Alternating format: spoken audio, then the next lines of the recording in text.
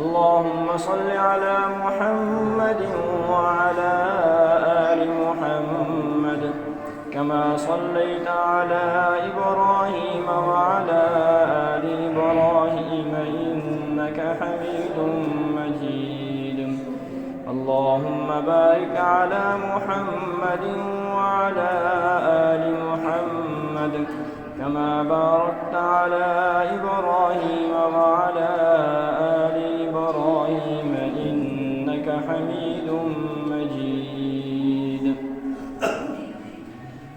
میرے عزیز محترم دوستوں اور بزرگوں اور نوجوان ساتھیوں، یہ شعبان المعظم کا آخری جمعۃ المبارک ہے، اور 2-3 دنوں کے بعد رمضان المبارک کا رحمتوں برکتوں والا مہینہ شروع ہونے والا ہے۔ آج ہم نے رمضان المبارک کا استقبال کرنا ہوتا ہے تو 2-4 دن پہلے بھی لوگوں میں تذکرے نہیں ہوتے کہ رمضان المبارک آ رہا ہے، ہم اس کی کیسے تیاریاں کریں، ہم اس کا کیسے استقبال کریں، جبکہ ہمارے محبوب نبی کریم صلی اللہ علیہ وسلم کی ذات طیبہ 2 مہینے پہلے رمضان المبارک کا استقبال فرماتے تھے، دعائیں فرما رہے ہوتے تھے، اللہم بارک لنا فی رجب و شعبان وبلغنا رمضان، کہ یا اللہ ہمارے رجب اور شعبان کے مہینے میں برکتیں عطا فرما دیجئے اور ہمیں رمضان المبارک تک پہنچا دیجئے کہ ہم رمضان المبارک کا مہینہ دیکھیں، اس میں آپ کے لیے بھوک پیاس برداشت کریں، اس میں عبادتیں کریں، اس میں آپ کی ذات کو منائیں۔ آج ہمارے اندر وہ شوق ولولہ نہیں ہوتا، بلکہ ذہن میں ایک خوف سا ہوتا ہے کہ یار رمضان المبارک آ جائے گا، کھانا پینا کم ہو جائے گا اور اس میں پابندیاں ہوں گی، ان کا لحاظ کرنا پڑے گا، تراویح پڑھنی پڑے گی۔ یہ جو ہم پڑھی کا لفظ استعمال کرتے ہیں، روزہ رکھنا پڑے گا، تراویح پڑھنی پڑے گی، گویا کہ ہم کوئی اپنے ذمہ کوئی مجبوری سمجھ رہے ہیں جو ہم نے کرنی ہے، جبکہ حضرات صحابہ کرام رضوان اللہ تعالیٰ علیہم اجمعین کے ہاں تو استقبال ہوتا تھا کہ ہمیں یہ شرف حاصل ہوگا، اللہ رب العزت کی ذات کے لیے ہم بھوکے پیاسے رہیں گے۔ نبی کریم صلی اللہ علیہ وسلم کی مبارک تربیت کا کچھ اثر ہی ایسا تھا۔ رمضان مبارک کے شروع ہونے سے پہلے لوگوں کو رمضان مبارک کے بارے میں موٹیویٹ کرنا اور ان کو رمضان مبارک کی اہمیت بتانا سرکار دو عالم صلی اللہ علیہ وسلم کی سنت طیبہ ہے۔ رمضان مبارک شروع ہونے سے پہلے سرکار دو عالم صلی اللہ علیہ وسلم کی ذات طیبہ لوگوں کو رمضان کے بارے میں آگاہ فرماتے تھے۔ چنانچہ صحابہ کرام رضوان اللہ تعالیٰ علیہ مجمعین فرماتے ہیں کہ سرکار دو عالم صلی اللہ علیہ وسلم نے ارشاد فرمایا، مشکات المصابیح کے اندر حدیث مبارکہ ہے، قد اظلکم شہر عظیم شہر مبارک، فرمایا کہ تمہارے اوپر ایک بہت بڑا مہینہ آ رہا ہے اور بہت برکتوں والا مہینہ ہے۔ فرمایا کہ اس کے دن کے روزے کو اللہ تعالیٰ نے فرض قرار دیا ہے اور رات کے قیام کے اندر اللہ تعالیٰ نے بہت زیادہ ثواب رکھا ہے۔ ارشاد فرمایا، حدیث کا مفہوم ہے کہ اس مہینے کے اندر نوافل کا ثواب فرضوں کے برابر پہنچ جاتا ہے اور فرضوں کا ثواب تو اللہ تعالیٰ 70 گنا زیادہ عطا فرماتے ہیں۔ گویا ایک آدمی نے 1 فجر کی نماز پڑھی، اس کے نامہ اعمال کے اندر 70 فرض نمازیں لکھ دی جاتی ہیں، 70 فرض نمازوں کا ثواب لکھ دیا جاتا ہے۔ 1 ظہر پڑھی، 1 عشاء، 1 مغرب عصر پڑھی تو اس کے لیے 70 نمازوں کا ثواب لکھ دیا جاتا ہے۔ میرے عزیز دوستو، یہ برکتوں اور رحمتوں والا مہینہ، ہم اس سے فائدہ اٹھائیں۔ مغفرت کا مہینہ ہے، اس میں اللہ رب العزت کا دریائے رحمت جوش میں ہوتا ہے، بات بات کے اوپر مغفرت کے پروانے جاری کیے جاتے ہیں۔ سرکار دو عالم صلی اللہ علیہ وسلم نے ارشاد فرمایا، حدیث کا مفہوم ہے، من صام رمضان ایمانا واحتسابا غفر له ما تقدم من ذنبی، میں جو آدمی ایمان کی حالت میں اور ثواب کی نیت سے اور کوئی نیت نہ ہو کہ یار اگر میں روزہ نہیں رکھوں گا تو لوگ کیا کہیں گے، یار آپ تو اچھے خاصے شریف آدمی ہیں، آپ بھی نہ روزہ رکھتے، دیکھنے میں تو آپ بڑے دیندار معلوم ہوتے ہیں، آپ کیوں نہیں روزہ رکھتے؟ ایسے لوگوں کا ڈر خوف نہیں ہے، نہ لوگوں سے کوئی واہ واہ کروانا مقصود ہے، بلکہ صرف یہ نیت ہے کہ میرا مولا مجھ سے راضی ہو جائے، وہ یہ چاہتا ہے کہ میں تھوڑی دیر بھوکا پیاسا رہوں تو میں رہنے کے لیے تیار ہوں۔ فرمایا کہ اگر ایمان کی حالت میں ثواب کی نیت سے اگر کوئی بندہ رمضان مبارک کے روزے رکھ لے، غفر لہ ما تقدم من ذنبہ، فرمایا کہ اس کے سابقہ سارے گناہ معاف کر دیے جاتے ہیں۔ من قام رمضان ایمانا واحتسابا غفر له ما تقدم من ذنبی، فرمایا جو رمضان مبارک کی راتوں کے اندر قیام کر لے، تراویح کا اہتمام کرے، اس کے لیے بھی فرمایا یہی وعدہ ہے، اس کے بھی گزشتہ سارے گناہ معاف کر دیے جائیں گے۔ رمضان مبارک کی بہت زیادہ فضیلتیں ہیں۔ قیامت کے دن کے بارے میں نے اور آپ نے سنا ہوا ہے کہ وہ بہت ہی گھبراہٹ کا دن ہوگا، لیکن اس دن کے اندر جب کہ بڑے بڑے لوگ اپنے پسینے کے اندر شرابور ہوں گے، روزے داروں کو اس دن خصوصی پروٹوکول دیا جائے گا، ان کے لیے جنت کا ایک دروازہ کھول دیا جائے گا باب الریان کے نام سے، کہ روزہ دار اس دروازے سے صحابہ سارے کے سارے جنت کے اندر چلے جائیں، جو اللہ تعالیٰ کے رضا کے لیے بھوک پیاس برداشت کرتے تھے۔ اور جنت میں جانے سے قبل جو قیامت کے دن کا دورانیہ ہے، جو 50,000 سال کے برابر کا دن ہوگا، وہ دن آدمی کیسے گزارے گا؟ سرکار دو عالم صلی اللہ علیہ وسلم کا مبارک ارشاد حدیث کا مفہوم ہے کہ روزہ داروں کو اللہ تعالیٰ اپنے عرش کے نیچے جگہ عطا فرمائیں گے۔ ساری دنیا کے اندر جو ٹھنڈی ٹھنڈی ہوائیں چلتی ہیں اور سہانا سا موسم ہوتا ہے جس کے اندر آدمی کو وقت گزرنے کا پتہ ہی نہیں چلتا، ان سارے کے سارے موسموں اور ہواؤں کو چلانے والی ذات تو اللہ کی ہے۔ خود اللہ کے عرش کے نیچے کیسا سکون ہوگا، وہاں کیسی خوشبوئیں ہوں گی، وہاں کیسی ٹھنڈی ٹھنڈی رحمت کی ہوائیں ہوں گی۔ روزہ داروں کو وہاں اللہ تعالیٰ اپنے عرش کے سائے کے نیچے بلا کے ان کی مہمان نوازی وہی شروع فرما دیں گے کہ جنت کے اندر تو جو نعمتیں جا کے کھانی ہیں سو کھانی ہیں، تم نے قیامت کے دن کی بھوک پیاس برداشت نہیں کرنی، اس بھوک پیاس کا بدلہ تمہارے روزوں کی وجہ سے ہو چکا ہے۔ فرمایا کہ ابھی سے تمہاری مہمان نوازی شروع ہے۔ اللہ تعالیٰ قیامت کے دن جب کہ جو روزہ رکھنے والے نہیں ہوں گے وہ پریشانی کے عالم میں ہوں گے، روزہ رکھنے والوں کو اللہ تعالیٰ اپنے عرش کی مہمان نوازی سے نواز رہے ہوں گے۔ تو میرے عزیز دوستو، روزے کا بہت اہتمام کرنا چاہیے۔ چھوٹے چھوٹے بہانوں کی وجہ سے، چھوٹی چھوٹی مجبوریوں کی وجہ سے روزے کو چھوڑنا نہیں چاہیے۔ ایک حدیث مبارکہ میں سرکار دو عالم صلی اللہ علیہ وسلم نے ارشاد فرمایا، حدیث کا مفہوم ہے جو آدمی رمضان مبارک کا ایک روزہ جان بوجھ کر چھوڑ دے، بعد میں چاہے وہ ساری زندگی بھی روزے رکھتا رہے تو اس ایک روزے کا بدل نہیں ہو سکتے، اس ایک روزے کا بدل نہیں ہو سکتا۔ کیوں؟ اس لیے کہ جو رحمتیں اس وقت برس رہی تھیں وہ پورا سال برس ہی نہیں سکتی، جو روزہ رکھنے کی وجہ سے اس روزہ دار کو حاصل ہونی تھی۔ جو رحمتوں کے دروازے اب کھلے ہوئے ہیں وہ رحمتوں کے دروازے تو اس وقت نہیں کھلے ہوئے ہوں گے۔ میرے عزیز دوستو، اس مہینے سے ہمیں خوب فائدہ اٹھانا چاہیے۔ اگر بھوک پیاس کی وجہ سے ایک آدمی کو نقاہت ہو جاتی ہے، کمزوری ہو جاتی ہے بدن کے اندر، بھوک برداشت کرنے کی وجہ سے اس کے منہ سے اسمیل آنا شروع ہو جاتی ہے، تو یہ بظاہر کمزوریاں ہیں جو ہمیں فیل ہو رہی ہیں، لیکن یہ کمزوریاں اللہ تعالیٰ کی ذات کو بہت محبوب ہیں۔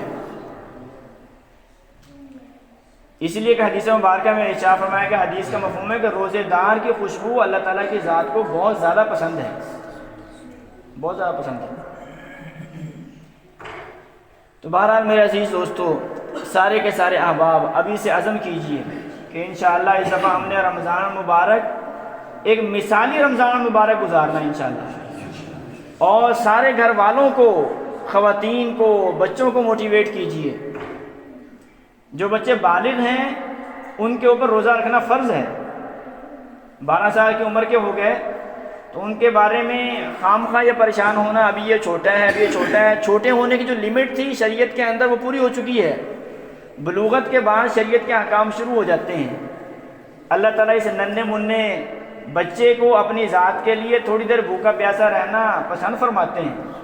اگر یہی والد صاحب کو ڈاکٹر صاحب کہہ دیں کہ جناب بچے کے اندر کچھ جراثیم ایسے ہیں جو بھوک کی وجہ سے ہی مر سکتے ہیں، آپ نے اس کو ڈائٹ پہ رکھنا ہے اور جہاں بس صبح ہلکا پھلکا ناشتہ کروانا ہے، اس کے بعد سارا دن کچھ نہیں دینا، اس کی وجہ سے اس کی یہ بیماری ٹھیک ہو جائے گی، تو ڈاکٹر کی خیر خواہی اور اس کے مشورے کے اوپر تو ہمیں یقین آ جائے گا کہ یار یہ واقعی ٹھیک کہہ رہا ہے، اس میں میرے بچے کی بھلائی ہوگی. تو میرے عزیز دوستو، جو اللہ رب العزت کی ذات ہے، کیا اس کو کچھ بھی علم نہیں ہے کہ اس روزہ رکھنے کی وجہ سے بچے کو فائدہ ہونا ہے یا نقصان ہونا ہے؟ اگر اس نے حکم دیا ہے تو لا محالہ اس کے اندر یقیناً فائدہ ہے، صحت کا فائدہ ہے، صحت کا فائدہ ہے. روزہ رکھنے کی وجہ سے ایسی بیماریوں سے آدمی نجات پا جاتا ہے کہ سارا سال ہر وقت کھاتے رہنا اور جب دل چاہا کھاتے رہنا اور معدے کو ذرا برابر بھی ریسٹ نہ دینا، اس کی وجہ سے کئی بیماریاں انسان کے جسم کے اندر پیدا ہوتی ہیں جن کا علاج صرف روزہ ہے. آج کی سائنس نے اس کے اوپر لمبی چوڑی ریسرچ کی ہوئی ہے. اگر کوئی آدمی پڑھنا چاہے تو نیٹ کے اوپر اس طرح کے آرٹیکلز موجود ہیں، اس کا مطالعہ کیا جا سکتا ہے. بلکہ اب تو نان مسلم بھی ہم روزہ رکھ لیتے ہیں، وہ ویسے بھوک کے ساتھ دن گزارتے ہیں کہ جناب یہ صحت کے لیے مفید ہے، یہ صحت کے لیے مفید ہے. تو بہرحال میرے عزیز دوستو، اللہ رب العزت نے یہ مبارک مہینہ ہمیں عطا فرمایا ہے. اللہ تعالیٰ اس کی کما حق قدر کرنے کی توفیق عطا فرمائے. اب جو سب سے اہم بات ہے وہ ہم سمجھنے کی کوشش کریں کہ یہ جو اللہ رب العزت نے ہمیں یہ رمضان مبارک کا مہینہ عطا فرمایا ہے، یہ رمضان کا مہینہ اللہ نے ہمیں کیوں دیا ہے؟ اللہ تعالیٰ ہم سے چاہتے کیا ہیں؟ کیا صرف ہمیں بھوکا پیاسا رکھنا مقصود ہے؟ اگر بھوکا پیاسا رکھنا مقصود ہے تو اس سے کیا فائدہ ہوگا؟ کیا دنیا کے اندر غلے کی یا اناج کی کمی ہو جاتی ہے کہ اس کمی کی وجہ سے اللہ تعالیٰ فرماتے ہیں کہ ایک مہینہ تم روزے رکھ لو تاکہ وہ بیلنس برابر ہو جائے؟ ایسا کچھ نہیں ہے. اللہ تعالیٰ نے قرآن مجید کے اندر روزے کو فرض کرنے کی حکمت بیان فرمائی ہے کہ میں نے آخر روزہ کیوں فرض کیا ہے. جب ہم اسے پڑھیں گے تو ہمیں اندازہ ہوگا کہ روزے کی فرضیت کا مقصد کیا ہے. ہم نے اس مقصد کو حاصل کرنے کی کوشش کرنی ہے. دیکھیں، اگر ایک بچہ MBBS کرتا ہے اور اس کی اس ڈگری کے اوپر لاکھوں روپے خرچ ہو جاتے ہیں اور وہ MBBS کرنے کے بعد جا کے کپڑے کی شاپ کھول لیتا ہے تو اس کے ابا کو ناراضگی ہوگی. سارے لوگ اس کو برا بھلا کہیں گے، بھائی خدا کے بندے MBBS کی ڈگری آپ نے اسی لیے حاصل کی تھی، LLB کی ڈگری آپ نے اس لیے حاصل کی تھی کہ آپ کوئی اور کاروبار شروع کر لیں. اگر ایک آدمی ایک ڈگری حاصل کرتا ہے، اس کے بعد اس ڈگری کا مقصد ہے اس کو حاصل کرنے میں کامیاب نہیں ہوتا، تو ہم یہ کہتے ہیں کہ یہ آدمی کامیاب نہیں ہوا. صرف ڈگری کو حاصل کرنا کامیابی نہیں ہے، بلکہ اس ڈگری سے جو مقصود ہے اس کو حاصل کرنا کامیابی ہے. اسی طریقے سے صرف روزہ رکھ لینا کامیابی نہیں ہے، بلکہ روزہ رکھنے سے جو مقصود ہے جب تک وہ ہمیں حاصل نہیں ہوگا تو میرا عزیز دوستو ہم مکمل کامیاب نہیں ہوں گے. اللہ تعالیٰ نے سورہ بقرہ کے اندر ارشاد فرمایا، یا ایھا الذین آمنوا، اے ایمان والو.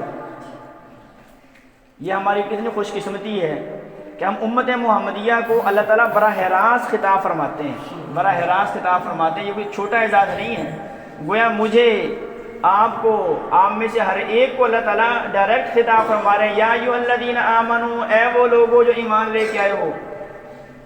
آج دنیا کے اندر کوئی بہت بڑا بادشاہ کسی آدمی سے براہ راست گفتگو کر لے تو وہ پھولے نہیں سماتا، جناب وہ انہوں نے ڈائریکٹ مجھ سے بات کی ہے، مجھے کال کی ہے یا مجھے ملاقات کے لیے بلایا تھا. یہاں اللہ تعالیٰ ایمان والوں سے براہ راست خطاب فرما رہے ہیں. درمیان میں اپنے نبی کو نہیں لے کے آئے کہ اے نبی آپ فرما دیجئے، نہیں، یہ اہم حکم ہے میں خود اپنے بندوں کو دیتا ہوں. پہلی امتوں کو یہ شرف حاصل نہیں ہوا کہ کہ اللہ تعالیٰ ان امتوں سے براہ راست خطاب فرمائیں. بس نبی کے اوپر وحی نازل ہوتی تھی کہ آپ ان کو بس یہ فرما دیں، ڈائریکٹ ان سے کوئی خطاب نہیں ہوتا تھا. اب اللہ تعالیٰ ایمان والوں سے فرما رہے ہیں یا ایھا الذین آمنوا، اے ایمان والو، کتب علیکم الصیام، تمہارے اوپر روزے فرض کر دیے گئے ہیں. ایک آدمی سوچ سکتا ہے کہ روزہ رکھنے کی وجہ سے کہیں ایسا تو نہیں ہوگا کہ میں بھوک پیاس کی وجہ سے ویسے ہی دنیا سے چلا جاؤں، یا آخر مجھے کیوں حکم دیا جا رہا ہے؟ پہلے تو سارے لوگ ہم یہی سنتے آ رہے ہیں، کھاتے پیتے تھے، یا ہم بھی کھاتے پیتے تھے اور اب ہمیں روک دیا گیا ہے. اللہ تعالیٰ نے فرمایا کما کتب علی الذین من قبلکم، جیسے کہ تم سے پہلے لوگوں کے اوپر روزہ فرض کیا گیا تھا. یعنی تمہارے اوپر کوئی انوکھا اور مشکل فرض ہم نے فرض نہیں کر دیا، بلکہ یہ فرض پہلی امتوں کے اندر بھی رہا ہے. جتنے بھی نبی گزرے ہیں سب نبیوں کی امتوں نے روزہ رکھا ہے، بلکہ کئی امتوں کے اندر 2 مہینے کے روزے تھے. حضرت داؤد علیہ السلام کی پوری زندگی یہ عادت رہی کہ ایک دن روزہ رکھتے تھے اور ایک دن افطار کرتے تھے، ایک دن روزہ چھوڑ دیتے، ایک دن روزہ رکھ لیتے تھے. ہمارے محبوب نبی کریم صلی اللہ علیہ وسلم ہر مہینے میں 3 روزے ایام بیس کے رکھتے تھے. رمضان مبارک کے روزے تو علاوہ ہیں، اس کے علاوہ سوموار کا، جمعرات کا روزہ رکھنا بھی حضور صلی اللہ علیہ وسلم سے منقول ہے. اکثر روزے سے رہتے تھے. اسی طریقے سے حضرت موسیٰ علیہ السلام کی قوم ہے، حضرت ابراہیم علیہ السلام کی قوم ہے، حضرت عیسیٰ علیہ السلام کی قوم ہے. عیسائیوں کے اندر اب بھی جو مذہبی پیشوا ہیں وہ 2 مہینے کے روزے رکھتے ہیں. تو ہم مسلمانوں کو اللہ تعالیٰ نے فرمایا کہ تم نے پریشان نہیں ہونا، یہ کوئی انوکھا تمہارے اوپر کوئی لازمی فریضہ قرار نہیں دیا گیا، بلکہ پہلی امتوں کے اوپر بھی یہ روزہ فرض قرار دیا گیا تھا. اب آگے مقصد سمجھو کہ ہم نے روزہ تمہیں دیا کیوں ہے. لعلکم تتقون، تاکہ تم پرہیزگار بن جاؤ، تم گناہوں سے بچنے والے بن جاؤ.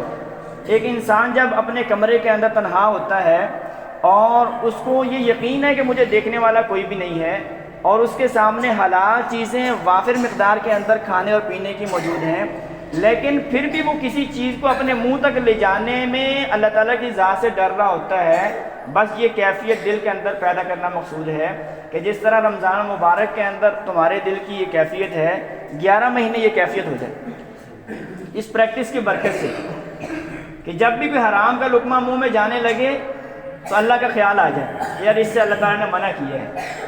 اگر یہ مقصد حاصل ہو گیا تو میرے عزیز دوستو، آدمی 11 مہینے کوئی اللہ کی نافرمانی نہیں کرے گا.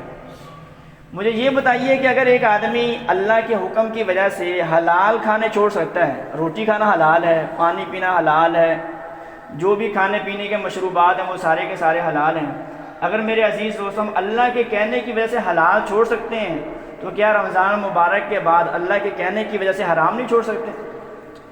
سود کھانا حرام ہے، رشوت حرام ہے، ہیرا پھیری حرام ہے، ملاوٹ کرنا حرام ہے، اپنی جو جاب ہے، جو فرائض منصبی آپ کے ذمہ عائد کیے گئے ہیں اس کے اندر کمی بیشی کرنا یا وقت کے اندر خیانت کرنا یہ حرام ہے. تو جو آدمی رمضان مبارک کے اندر حلال چیزوں کو چھوڑ دیتا ہے، دراصل اللہ تعالیٰ اس کو یہ سمجھانا چاہتے ہیں کہ ایسے ہی تم نے میری ذات کا لحاظ کرتے ہوئے، میرے حکموں کو سامنے رکھتے ہوئے رمضان کے بعد حرام چیزوں سے بھی بچنا ہے. اب ہم میرے عزیز دوستو کوشش کریں کہ رمضان کے اندر اللہ تعالیٰ کی ہر نافرمانی سے بچنے کی پریکٹس کریں. دیکھیں کھانا پینا تو ہم نے چھوڑ دیا، اب جبکہ یہ حلال تھا، لیکن اس رمضان کے مہینے کے اندر بعض لوگ بد نظری نہیں چھوڑتے جبکہ وہ حرام ہے. سارا دن کیبل کے اوپر بیٹھے رہیں گے اور وقت گزارنے کے بہانے کوئی نہ کوئی آوارہ چیزیں دیکھتے رہیں گے، فیس بک پہ، یوٹیوب پہ، یا ویسے جو بھی سوشل چینلز ہیں. تو میرے عزیز دوستو ہمیں یہ اپنے آپ کو سمجھانا چاہیے، ایسے بھولے بھالے نہیں بن کے رہنا چاہیے کہ یار جب میں نے اللہ کے حکم کی وجہ سے حلال چھوڑا ہوا ہے تو میں یہ حرام کیوں دیکھ رہا ہوں، یہ بھی تو مجھے چھوڑنا چاہیے. وقت گزارنے کے لیے تلاوت کی جا سکتی ہے، وقت گزارنے کے لیے اللہ تعالیٰ کا ذکر کیا جا سکتا ہے، وقت گزارنے کے لیے گانے سننے کی بجائے موویاں دیکھنے کی بجائے تلاوت سنی جا سکتی ہے، وقت گزارنے کے لیے موویاں دیکھنے اور گانے سننے کی بجائے نعتیں سنی جا سکتی ہیں، کوئی اصلاحی بیانات سنے جا سکتے ہیں. تو میرے عزیز دوستو رمضان مبارک کو قیمتی ہم تبھی بنائیں گے جب رمضان مبارک کے فرض کرنے کا جو مقصد ہے یعنی گناہوں کو چھوڑ دینا، ہم اس کے اوپر عمل کریں، ہم سارے کے سارے گناہوں سے بچنے کی کوشش کریں. بس آخری ایک حدیث مبارکہ عرض کر کے اپنی بات کو ختم کرتا ہوں کہ اس رمضان مبارک کے مہینے کے اندر ہم نے خوب اللہ تعالیٰ کی رحمتوں کو لوٹنا ہے، خوب اللہ تعالیٰ کی ذات کو منانا ہے۔ ہمارے محبوب نبی کریم صلی اللہ علیہ وسلم نے رمضان مبارک شروع ہونے سے پہلے اپنے صحابہ کرام کو خوب ابھارا روزے رکھنے کے اوپر، اور فرمایا کہ یہ صبر کا مہینہ ہے، یہ مواسات مخاری کا مہینہ ہے۔ ایک کھاتا پیتا آدمی جب یہ دیکھے گا کہ بھوک پیاس کی وجہ سے بندے کی کیا کیفیت ہوتی ہے، وہ بھوکوں کی کیفیت کو سمجھنے کے اوپر قادر ہوگا کہ بھوک کیا چیز ہے، پیاس کیا چیز ہے۔ سحری اور افطاری میں غریب غربا کو شامل کرنے کی ہم عادت بنائیں۔ سرکار دو عالم صلی اللہ علیہ وسلم نے ارشاد فرمایا، حدیث کا مفہوم ہے، جو آدمی اس مہینے کے اندر کسی روزہ دار کو روزہ افطار کروائے، فرمایا کہ اللہ تعالیٰ اس بندے کے گناہوں کو معاف فرما دیں گے اور اس کو جہنم سے آزاد فرما دیں گے، اور فرمایا کہ اللہ تعالیٰ اس کو اتنا ہی ثواب عطا فرمائیں گے جتنا کہ روزہ دار کو عطا فرماتے ہیں۔ کچھ صحابہ کرام نے عرض کیا کہ اللہ کے پیارے حبیب، ہم میں سے ہر آدمی روزہ دار کو روزہ افطار کروانے کے اوپر قادر نہیں ہے، ہمارے پاس اتنا کچھ نہیں ہوتا ہے کہ ہم کسی بندے کی صحیح معنی میں افطاری کروا سکیں۔ محبوب نبی کریم صلی اللہ علیہ وسلم نے ارشاد فرمایا کہ یہ تو لازمی نہیں ہے کہ آپ اس کو پیٹ بھر کے کھانا کھلائیں، فرمایا کہ اگر کوئی آدمی ایک کھجور سے روزہ افطار کروا دے اس کے لیے بھی یہی فضیلت ہے، پانی کے ایک گھونٹ سے یا دودھ کے ایک گھونٹ سے اس کا روزہ افطار کروا دے تب بھی اللہ تعالیٰ اس کو یہی ثواب عطا فرمائیں گے۔ اور فرمایا کہ اگر کوئی آدمی پیٹ بھر کے کسی کو کھانا کھلا دے روزہ دار کو، اس کا ثواب تو پھر فرمایا کہ اس کے بدلے میں اللہ رب العزت قیامت کے دن اس روزہ افطار کروانے والے کو میرے حوض کوثر سے ایسا جام نصیب فرمائیں گے کہ پورا جو قیامت کا 50,000 سال کا دن ہوگا اس میں اس آدمی کو دوبارہ پیاس نہیں لگے گی، اس پانی سے اس کو سیراب فرمائیں گے۔ تو میرا عزیز دوستو، ہم کوشش کریں کہ ان نیکیوں میں حصہ لیں، غریب غربا کا خیال رکھیں، اور جو افطار پارٹیاں ہم کرواتے ہیں اس میں بجائے اس کے کہ جو ہمارے کولیگس ہوتے ہیں ان کو ہم انوائٹ کریں یا امیر امراء کو انوائٹ کریں، اپنے محلے میں اپنے پڑوس میں رہنے والے غریب غربا کو ترجیح دیں، ٹھیک ہے، بقیہ کو بھی ہم بلانے کی کوشش کریں، لیکن غریب غربا کو اور یتیموں کو، مسکینوں کو، بیواؤں کو اس مہینے کے اندر خاص طور پر یاد رکھنے کی کوشش کریں۔ اللہ کریم اس خیر کے مہینے کو ہمارے لیے خوب برکتوں کا، رحمتوں کا ذریعہ فرمائیں، اور ہمیں اس مہینے کی صحیح معنی میں قدر کرنے کی توفیق عطا فرمائیں۔ وما علینا الا البلاغ المبین۔